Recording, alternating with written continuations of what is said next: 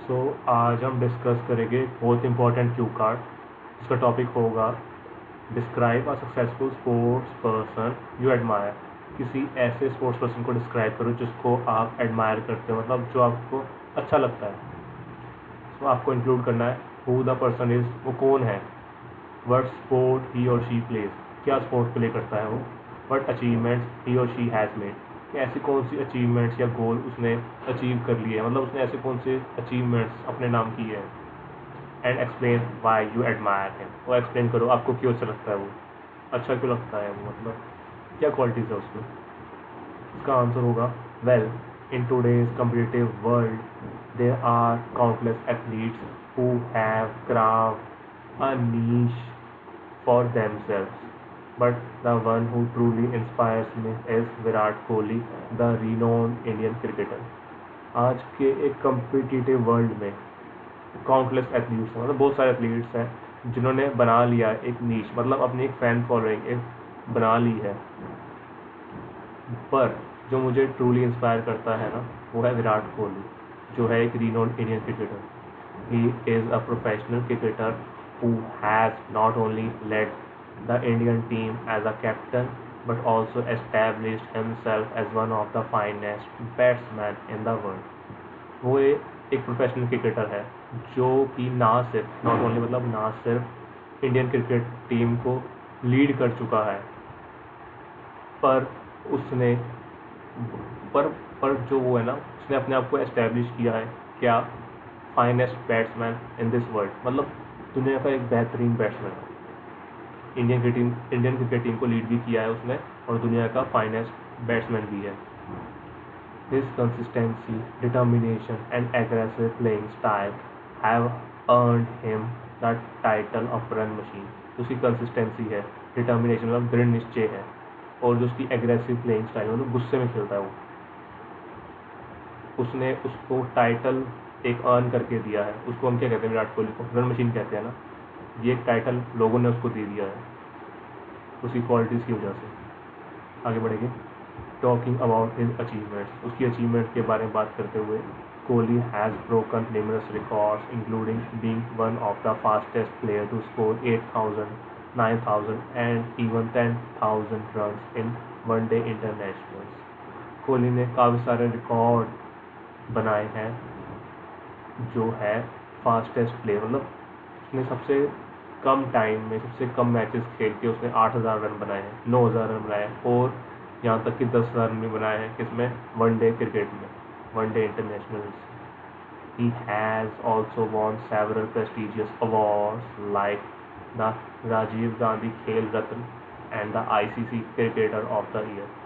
उसने कई सारे प्रेस्टिजियस अवार्ड्स भी जीते हैं, जैसे कि राजीव गांधी खेल रत्न अवार्ड और ICC cricketer of the year award. In addition, he played a vital role in leading India to remarkable victories in both home and overseas match.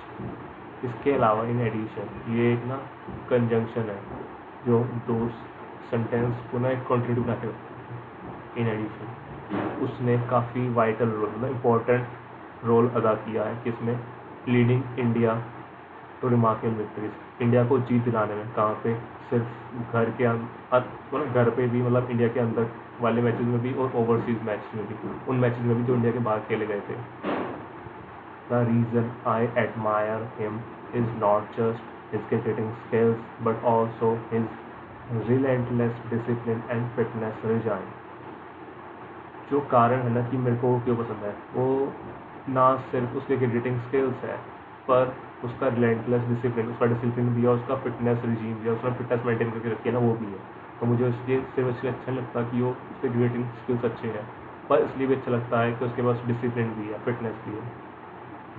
He has transform himself into one of the fittest athletes in the world, setting a benchmark for youngsters. उसने अपने आप को transform कर लिया है किसमें, fittest athletes में। दुनिया के कुछ गिने चुने एथलीट्स में जो बहुत ज़्यादा फिट होते हैं ना, उनमें से एक विराट कोहली है, और उसने बेंचमार्क सेट कर दिया है इनके लिए, यंगस्टर्स के लिए। Moreover, he is also actively involved in philanthropy and runs a foundation that supports underprivileged children. इसके अलावा उसने अपने आप को इन्वॉल्व करके रखा है फिलेंथ्रोपी, मतलब चैरिटी करना, दान पुण्य भी करता है वो। और उसने फाउंडेशन एक रन करता है जो सपोर्ट करती है अंडर प्रिविलेज चिल्ड्रन को, जो पुअर चिल्ड्रन है, इनके पैसे नहीं है, उनको सपोर्ट करती है उसकी फाउंडेशन। टू मी, मेरे लिए Virat Kohli is a perfect example of how hard work, perseverance and passion can take someone to the pinnacle of success. मेरे लिए विराट कोहली परफेक्ट एग्जाम्पल है इसका, हार्ड वर्क का, परसीवरेंस मतलब कॉन्टीन्यूसली एफर्ट लगाता है वो, और पैशन का, उसका पैशनेट बंदा है, मतलब वो दीवाना है बढ़िया क्रिकेट खेलने के लिए। कैसे ये क्वालिटीज़ किसी को पिनैकल ऑफ सक्सेस, ये एक ईडियम है पिनैकल ऑफ सक्सेस, मतलब सफलता की ऊंचाई तक ले जा सकती है ये qualities. His journey motivates me to stay focused on my goals and to never throw in the tower. ये भी एक ईडियम है, never throw in the tower. उसकी जो जर्नी है ना वो मेरे को फोकस्ड रहने के लिए मोटिवेट करती है अपने गोल के ऊपर, और never throw in the tower मतलब हार ना मानने के लिए मोटिवेट करती है। हमने देखा बॉक्सिंग मैच में ना, अगर कोई बॉक्सर काफ़ी ज़्यादा इंजर्ड हो जाता है, उसको हार मारनी होती है, तो अपना टॉवल गिर देता है, बस मैंने हार मान ली। तो विराट कोहली की जर्नी को मोटिवेट करते हैं कि मैं टॉवर कभी ना फेंकूँ अपना, no matter how tough the situation becomes. नहीं मैटर करता कि सिचुएशन कितनी भी टफ क्यों ना हो, पर मैं हार नहीं मानता और फोकस रहता हूँ अपने गोल के ऊपर। इसके फॉलोअप क्वेश्चन हम करेंगे। क्वेश्चन नंबर 1 है, why do people admire famous sports personalities? Answer, well, I think people admire athletes because they symbolize determination, discipline and hard work. जो एथलीट है ना उनको पीपल इसलिए पसंद करते हैं क्योंकि वो एक सिंबल है, मतलब एग्जाम्पल है इसका डिटर्मिनेशन का, दृढ़ निश्चय का, डिसिप्लिन का, हार्ड वर्क का। They also act as role models who inspire others to stay fit and chase their dream.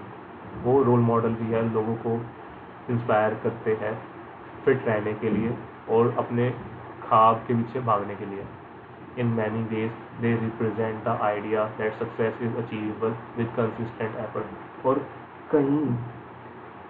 कई तरह से ना वो एक आइडिया को रिप्रेजेंट करते हैं, एक ऐसा आइडिया को रिप्रेजेंट करते हैं कि सक्सेस अगर पानी है ना तो कंसिस्टेंट एफर्ट से मिल जाती है।